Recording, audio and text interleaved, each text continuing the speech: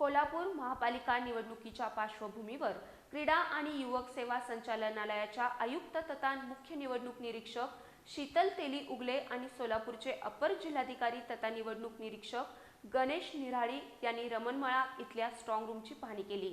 यावेळी त्यांनी 4 क्षेत्रीय निवडणूक निर्णय अधिकाऱ्यांच्या कार्यालयांचीही पाहणी करून विविध सूचना दिल्या। कोल्हापूर महापालिका निवडणुकीच्या अनुषंगाने क्रीडा आणि युवक सेवा संचालनालयाच्या आयुक्त तथा मुख्य निवडणूक निरीक्षक शीतल तेली उगले यांच्यासह सोलापूरचे अप्पर जिल्हाधिकारी तथा निवडणूक निरीक्षक गणेश निराळी यांनी स्ट्रॉंग रूमसह 4 क्षेत्रीय निवडणूक निर्णय अधिकाऱ्यांच्या कार्यालयांची पाहणी केली।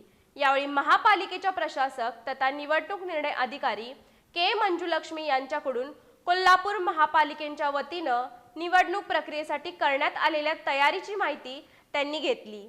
त्यांनी 4 क्षेत्रीय निवडणूक निर्णय अधिकाऱ्यांकडून नामनिर्देशन अर्ज प्रक्रियेबाबतची माहिती घेतली।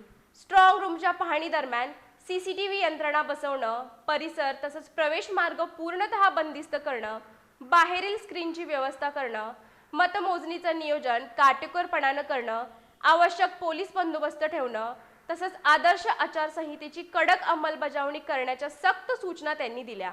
राजारामपुरीतील व्हीटी पाटील सभागृहातील माध्यम कक्षांची पाहणी करताना सोशल मीडिया, पेड न्यूज आणि जाहिराती याबाबत माहिती घेऊन प्रचार कालावधी संपल्यानंतर जाहिराती तसंच सोशल मीडियावर विशेष लक्ष ठेवण्याचे निर्देश यावेळी दिले।